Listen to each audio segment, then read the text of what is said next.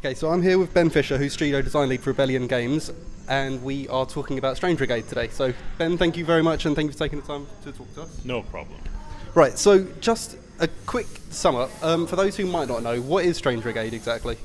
Strange Brigade is a 1 to 4 player 1930s style adventure game where players play through a campaign mission shooting mummies.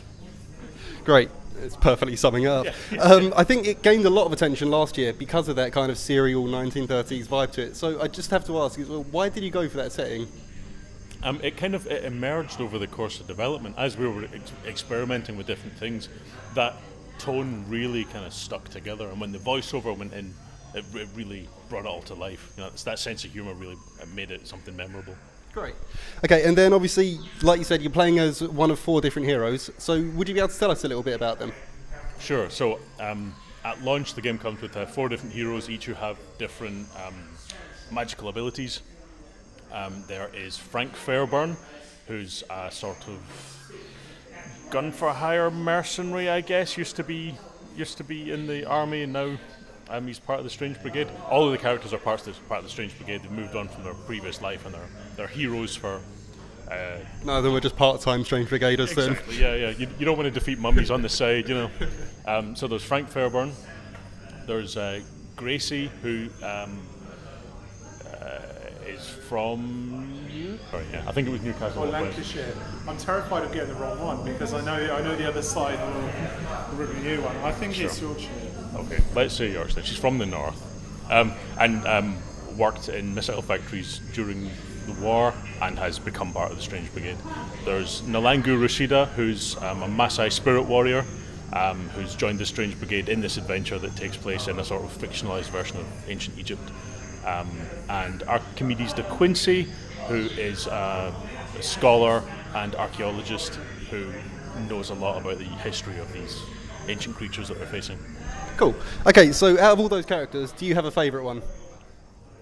That's a difficult question. So I like them all because they've got different senses of humour and they bring the tone to life in different ways. I must say I'm particularly fond of Nalangu's amulet, where she does a flaming ground slam attack.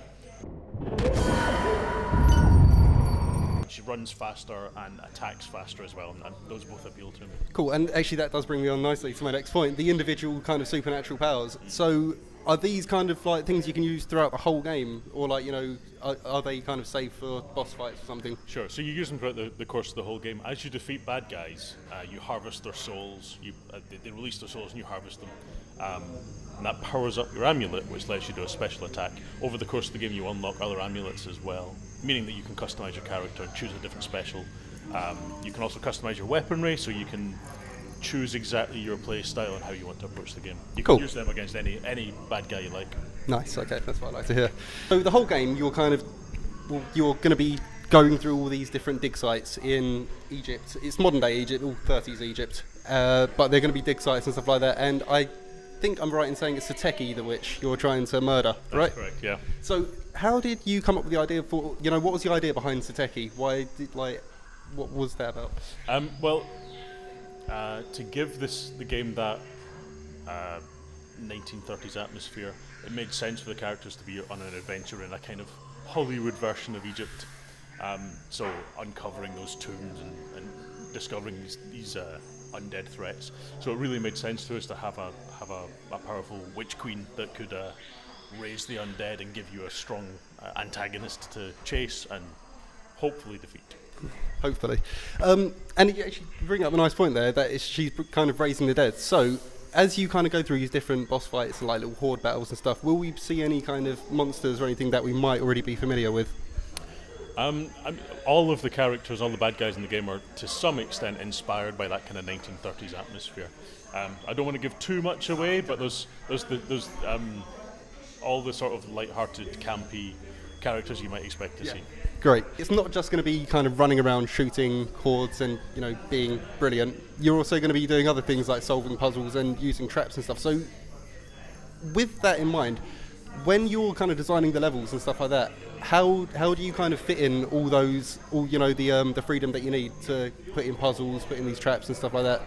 What's the forethought behind that? That's been one of the biggest challenges in the project, is finding the way to give players that freedom to explore, but also make sure that they know where to go next. And if there's a team of players working together, make sure they stay quite close together.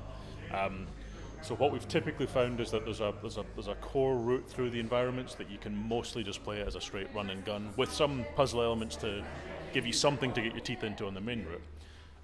But the more challenging puzzles and the more brain puzzles instead of action puzzles essentially are off the beaten track a little bit more, and you really have to work together as a team to get all of the way into those. So hopefully we found a nice balance between the two. There are also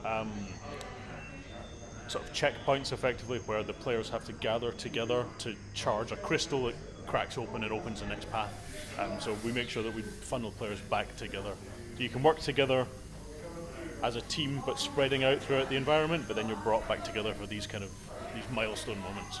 Cool. Okay, and then as you talk about the development phase of all these level designs and everything, was there anything in the game that you really wanted to stay in that just didn't fit or anything like that throughout development?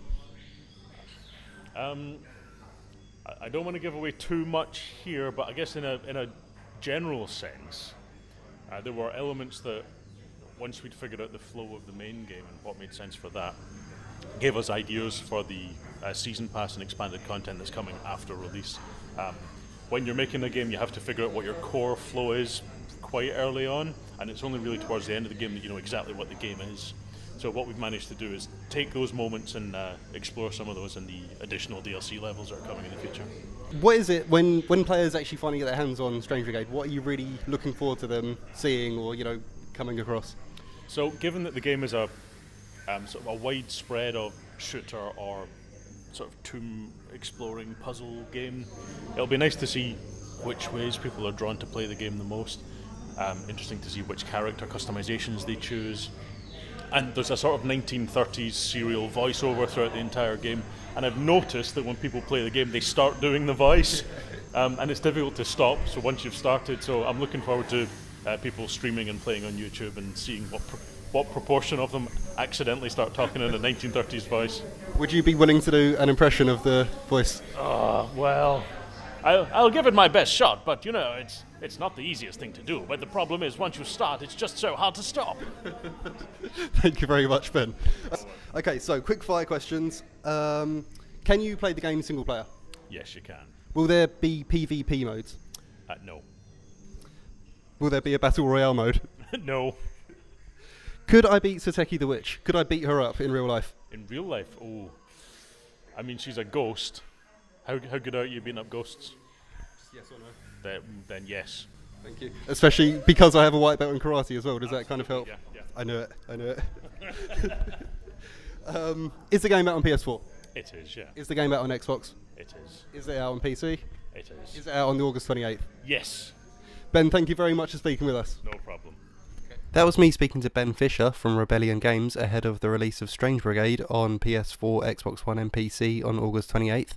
We have our preview of Strange Brigade already on the site. You can find the link to that below in the description. If you enjoyed the video, guys, please do leave us a like, leave us a comment, let us know what you're looking forward to from Strange Brigade, or if it's the first you've heard of it, tell us if you're going to pick it up or not. And come back soon for more from Strange Brigade and much more, guys. Okay, thanks a lot. Bye.